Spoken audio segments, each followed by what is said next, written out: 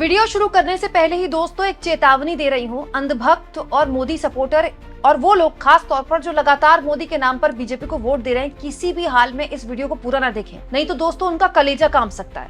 याद कीजिए, प्रधानमंत्री नरेंद्र मोदी ने प्रधानमंत्री बनने से पहले काले धन को लेकर क्या बड़ी बड़ी बातें बोली थी। आज उनकी वो बातें खुद उनको न केवल आईना दिखा रही हैं, बल्कि इस देश को काले धन के वादे के साथ, काले धन को वापस लाया जाएगा इस दावे के साथ कितना बड़ा छल दिया गया, कितना छला गया, ये भी बताते हैं। दोस्तों, स्विस बैंक, स्विट्जरलैंड के बैंक इस बात के लिए बदनाम है, खासतौर पर भारत में, कि बड़े स्तर में जो भारतीय हैं वो अपना पैसा, काला धन स्विस बैंक्स में रखते हैं। क्यों? क्योंकि वो करना वहां आसान होता है। यहाँ से घपला घोटाला किया, वहां जाके अपने अकाउंट्स बना लिए। ये सब इसलिए होता है क्योंकि स्विस बैंक्स सीक्रेसी रखने में माहिर हैं। लेकिन अब जो चौंकाने वाली रिपोर्ट आई है दोस्तों, वो मोदी सपोर्टर्स और अंधभक्त तो छोड़िए, स्वयं मोदी जी के सामने भी एक संकट खड़ा कर देंगी कि उनके कथनी और कहनी में कितना फर्क है। आखिर ऐसा क्या हो गया दोस्तों कि प्रधानमंत्री मोदी के रहते हुए स्विस बैंकों में, विदेशी बैंकों में भारत के लोगों का जो पैसा है वो 3 गुना ज्यादा बढ़ गया है। जी हाँ दोस्तों, 3 गुना ज्यादा। दोस्तों, स्विस बैंक की तरफ से हमेशा ये आंकड़ा जारी किया जाता है, तो साल 2024 का आंकड़ा 2025 में जारी किया गया, जिसमें बताया गया कि 2024 में, गौर से सुनिएगा, 3 गुना बढ़कर जो भारतीयों का जमा पैसा है स्विस बैंक में, वो 3.5 अरब स्विस फ्रैंक यानी कि करीब 37,600 करोड़ रुपए हो गया है। दोस्तों, स्विस नेशनल बैंक एसएनबी के नए डेटा के मुताबिक 2021 में ये 41,000 करोड़ था और उसके बाद ये सबसे ज्यादा है। 2021 में इतना बढ़ोतरी हुई थी, बाद में थोड़ी कमी आई और अब एक बार फिर से ये बढ़ोतरी हो गई है।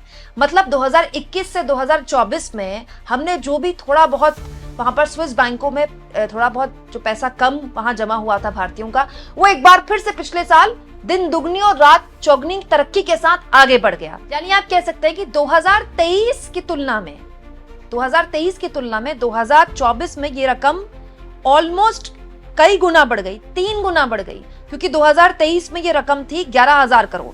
सोचिए कितना बड़ा फर्क है। 11,000 करोड़ से ये 37,600 करोड़ पहुंच गई है। दोस्तों, मैं तो इस खबर को देखकर सबसे पहले जानते हैं किसकी याद मुझे आई?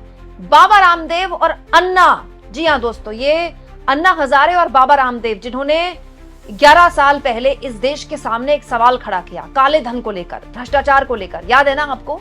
बकायदा बाबा रामदेव ने इसको लेकर अनशन किया, बकायदा क्या उनका भव्य अनशन था, बड़ा स्टेज था, इसमें देशभक्ति के गाने बजते थे। वो अलग बात है कि बाद में उनको शलवार पहनकर भागना पड़ गया, लेकिन काले धन को लेकर बाबा रामदेव और अन्ना हजारे ने जो अलख जगाई देश में, उसका सीधा नुकसान उस वक्त की डॉक्टर मनमोहन सरकार को हुआ, क्योंकि ये प्रश्न चिन्ह लगाया गया कि ये जो सरकार है इसने सारा पैसा भारत का विदेशी बैंकों में जमा करवा दिया है। सारा घपला घोटाला करते हैं ये लोग और विदेशी बैंकों में पैसा जमा कराते हैं। अब बताइए, इस सरकार के खिलाफ कौन रामलीला मैदान में बकायदा अनशन वगैरह करने वाला है? कोई ढूंढेगा बाबा रामदेव और अन्ना हजारे को? हैरानी इस बात की है दोस्तों कि प्रधानमंत्री मोदी अपनी बात भूल गए। याद कीजिए, 2014 से पहले जब मोदी जी देश के पीएम बनना चाहते थे, गुजरात के सीएम थे वो, और उनके पास देश की हर समस्या का समाधान था, हर समस्या का, तब वो विदेशों में जमा काले धन को लेकर क्या शानदार भाषण दिया करते थे। गौर से सुनिएगा, क्योंकि इसी भाषण के बाद आपको मोदी के उस 15 लाख वाले जुमले का सबूत मिलेगा जो उन्होंने देते हुए देश को बरगलाया था, देश को खुलेआम एक झूठ बोला था। देखिए, उस वक्त के तत्कालीन गुजरात के मुख्यमंत्री काले धन को लेकर क्या गजब का ज्ञान दे रहे हैं देश को। भाइयों बहनों, ये विदेशी बैंकों में जो काला धन पड़ा है वो हिंदुस्तान के गरीब का पैसा है, हिंदुस्तान के गरीब का हक का पैसा है। ये चोर लुटेरों ने हिंदुस्तान के खजाने को लूट लूट करके, गरीब के पेट में से लूट लूट करके विदेशों में बैंकों में जमा किया हुआ है। भाइयों बहनों, उसको वापस लाने का हमारा फैसला है। वापस लाना चाहिए नहीं लाना चाहिए? जरा जोर से बोलो, लाना चाहिए नहीं लाना चाहिए? ये नहीं दोस्तों, गुजरात के मुख्यमंत्री नरेंद्र मोदी का ये भी विजन था कि अगर उनकी सरकार बन गई तो जो ईमानदारी से टैक्स पे कर रहा है ना इस देश का, बेचारा टैक्स पे करता है, घर के खर्च उठाता है, कोई चोरी चकारी नहीं करता, कोई भ्रष्टाचार नहीं करता, उनको इनाम भी दिया जाना चाहिए। तो जो विदेशों से काला धन मोदी जी लाएंगे वो आपके मेरे ईमानदार टैक्स पेयर के अकाउंट में डालेंगे इनाम के तहत। सुनिए। और मेरी तो बिल्कुल स्पष्ट मत है कि विदेश से काला धन वापस लाएंगे और जो फिक्स सैलरी वाले लोग हैं, बंधी हुई आय वाले लोग हैं और जो ईमानदारी से इनकम टैक्स भरते हैं, देश के लिए मर्यादित इनकम होने के बावजूद भी सैलरी वाले लोग इनकम टैक्स देते हैं। जिन्होंने देशभक्ति का काम किया उनका क्या गुनाह? जो चोर लुटेरे ले गए उनको तो कोई पूछने वाला नहीं है, लेकिन जो ईमानदारी से टैक्स भरता है उसकी कोई परवाह नहीं है। और इसलिए हमारा निर्णय है कि विदेश से जो काला धन वापस लाएंगे उसमें से कुछ परसेंटेज ये जो रेगुलर सैलरी वाले लोग इनकम टैक्स भरते हैं ना, उनको इनाम के रूप में वापस देंगे। अब बताइए दोस्तों, प्रधानमंत्री नरेंद्र मोदी के पुराने भाषण कोई चलाएगा? हालांकि उनके तो हर मुद्दे को लेकर पुराने भाषण है, चाहे आतंकवाद के मुद्दे को लेकर हो, चाहे विदेशी हस्तक्षेप के मुद्दे को लेकर हो। लेकिन क्योंकि यहाँ पर काले धन को लेकर बात हो रही है तो मैंने कहा आपको बता दिया। लेकिन क्योंकि काले धन को लेकर बात हो रही है तो मैंने कहा आपके सामने ये पुरानी बात रख दूं। अच्छा, याद होगा आपको जब चुनाव मोदी जीते थे तो उसके बाद उनका 15 लाख वाला एक बात बड़ी पॉपुलर हुई थी कि आप ही ने बोला था 15 लाख आएंगे सबके अकाउंट में। याद है ना, मोदी जी ने बोला था 15-15 लाख सबके अकाउंट में डलवाया जाएगा जब विदेश से पैसा आएगा। तो उसके बाद अमित शाह ने एक इंटरव्यू में कह दिया था कि ये तो एक जुमला था। उसके बाद से मोदी के साथ विपक्षी जो हैं वो जुमले की सरकार उनको उसके साथ जोड़ते हैं। तो क्या ये माना जाए दोस्तों कि ये जो बातें नरेंद्र मोदी ने 2014 से पहले बोली थी सब राजनीतिक बयानबाजी है? क्योंकि ये केवल विदेश में जमा काले धन की बात नहीं हो रही है, देश के अंदर भी कैश लगातार बढ़ रहा है। दोस्तों, पिछले सालों में, हाल के सालों में इस बात को लेकर खूब चर्चा होती है कि देश में डिजिटल ट्रांजैक्शन कितना बड़ा है। यूपीआई पेमेंट्स खूब बड़ी हैं, आप और हम अपने फोन से स्कैन करते हैं और बड़ी आसानी से पेमेंट कर देते हैं क्योंकि वो सुलभ है। दोस्तों, इसको इस तरह से बताया जाता है कि देखिए मोदी ने सब कुछ डिजिटलाइज कर दिया क्योंकि इससे कैश का लेन देन कम हो जाएगा, लेकिन ऐसा नहीं है। ये रिपोर्ट बताती है दोस्तों कि उत्तर भारत में एटीएम सालाना 1.30 करोड़ रुपए उसमें से निकाले जाते हैं। मतलब उत्तर भारत में, खास तौर पर बिहार में, दिल्ली में और यूपी में कैश का उपयोग पहले से कहीं ज्यादा बड़ा है और सालाना यहाँ 1.30 करोड़ के आसपास हर एटीएम से कैश निकाला जाता है, जो कि बहुत बड़ा है। और यहाँ पर बताया गया कि छोटे और सीमांत राज्य भी कैश बेस्ड इकोनॉमी की दिशा में बढ़ रहे हैं। यानी कि आप और मैं जो 10 रुपए, 20 रुपए, 1000 रुपए या 500 रुपए का जो ट्रांजेक्शन करते हैं उसको इतना सेलिब्रेट किया जा रहा है, वो डिजिटलाइज हो गया है। लेकिन बड़े उद्यमी अभी भी कैश ट्रांजैक्शन पर ही निर्भर कर रहे हैं।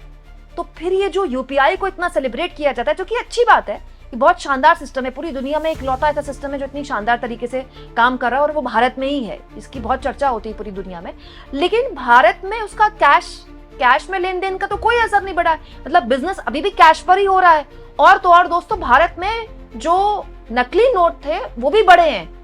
ये भी कहा गया था ना नोटबंदी के दौरान कि नकली नोटों में कमी आ जाएगी, तो नकली नोट भी बढ़े हैं। अभी रिसेंट रिपोर्ट भी ये बताती है कि 500 के नकली नोट बढ़े हैं। तो फिर पिछले 10 सालों में जो भी काले धन को रोकने के लिए प्रयास किए गए उनका हासिल क्या है? क्योंकि नोटबंदी की गई तो यही कहा गया कि काला धन इससे खत्म हो जाएगा, फिर कहा गया आतंकवाद खत्म हो जाएगा, फिर कहा नक्सलवाद खत्म हो जाएगा। मुझे पता नहीं इनमें से क्या खत्म हुआ, लेकिन ये तो बार बार कहा गया ना कि काला धन खत्म हो जाएगा। हो गया क्या काला धन?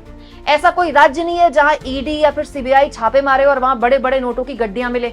सब 500 के नोट की होती है। अब सोचिए दोस्तों, ये कितनी गंभीर बात है कि स्विस बैंकों में हमारा जो भारतीयों का पैसा है वो लगातार बढ़ रहा है। हालांकि एक और बात मैं आपको बता दूं, ये सारा पैसा कालाधन नहीं होता है, क्योंकि वहां के बैंकों से ट्रांजैक्शंस करना आसान होता है, तो बड़े बड़े उद्योगपति वहां अपना पैसा रखते हैं। लेकिन अजीब बात देखिए कि यहाँ पर पाकिस्तान जैसे मुल्कों का पैसा भी बढ़ा है। पाकिस्तान और बांग्लादेश जैसे मुल्कों का पैसा भी यहाँ खूब बढ़ा है, क्योंकि बेसिकली स्विस बैंक्स में अपना पैसा रखना बहुत सेफ माना जाता है। वहां से बॉन्ड्स के जरिए भी वहां पैसा रखा जाता है। तो मैं ये बिल्कुल नहीं कह रही हूँ कि भारतीयों का जो पैसा है सारा का सारा काला है, लेकिन ये तो बात सही है ना कि बढ़ा है। क्यों बढ़ रहा है भाई? क्या भारतीयों को अपने बैंकों में विश्वास नहीं है, यहाँ के बैंकों पर भारतीयों को, भारत के उद्योगपतियों को विश्वास नहीं है, या फिर बात यहाँ पर विश्वास की नहीं है, बात यहाँ पर चोरी की है। जो भारतीय बैंकों में अगर आप रखेंगे तो आपके पास इनकम टैक्स का नोटिस आ जाएगा। आप सोचिए दोस्तों, ये कितनी गंभीर बात है। काला धन, महंगाई, बेरोजगारी, ये वो मुद्दे थे जो 2014 में जिनमें सबसे ज्यादा मोदी ने वोट मांगे, सबसे ज्यादा। बार बार डॉक्टर मनमोहन सिंह की सरकार के लिए कहा गया कि ये भ्रष्टाचारी है, ये घोटालेबाज है, सारे घोटालों का पैसा गबन करके विदेशों के बैंकों में जमा करते हैं। स्वयं मोदी ने ये बात बार बार बोली। आज कोई है कि उनसे ये सवाल पूछ ले कि उनके रहते हुए आखिर विदेशी बैंकों में भारतीयों का पैसा दिन दुगनी रात चौगनी क्यों तरक्की कर रहा है? आपको क्या लगता है दोस्तों, क्या इन सवालों का जवाब पूछने के लिए किसी पत्रकार, किसी गोदी मीडिया के अंदर हिम्मत होगी? इसीलिए बार बार मैं आप लोगों से गुजारिश करती हूँ दोस्तों कि थैंक्स और ज्वाइन का जरूर इस्तेमाल करें, क्योंकि ये एक ऐसी पत्रकारिता है जिनमें हम वो सवाल उठाते हैं जो एक्चुअली में देश के लिए जरूरी है। ये जो विदेश में गया पैसा है, ये आपका मेरा पैसा है। मुझे नहीं पता इनमें से कितना ईमानदारी का पैसा है, लेकिन सारा तो ईमानदारी का नहीं होगा ना। ये बड़े बड़े कॉर्पोरेट्स का पैसा हो सकता है, ये बड़े बड़े सेलिब्रिटीज का पैसा हो सकता है, बड़े बड़े क्रिकेटर्स का पैसा हो सकता है, और बड़े बड़े नेताओं का पैसा तो बिल्कुल हो सकता है। आप इस मुद्दे पर क्या सोचते हैं? कमेंट बॉक्स में जरूर लिखें, और जितना हो सके चैनल को शेयर करें, सब्सक्राइब करें, और थैंक्स और ज्वाइन बार बार आप लोगों से गुजारिश है, इसका जरूर इस्तेमाल करें मेरी इस फ्री जर्नलिज्म को आर्थिक तौर पर सपोर्ट करने की।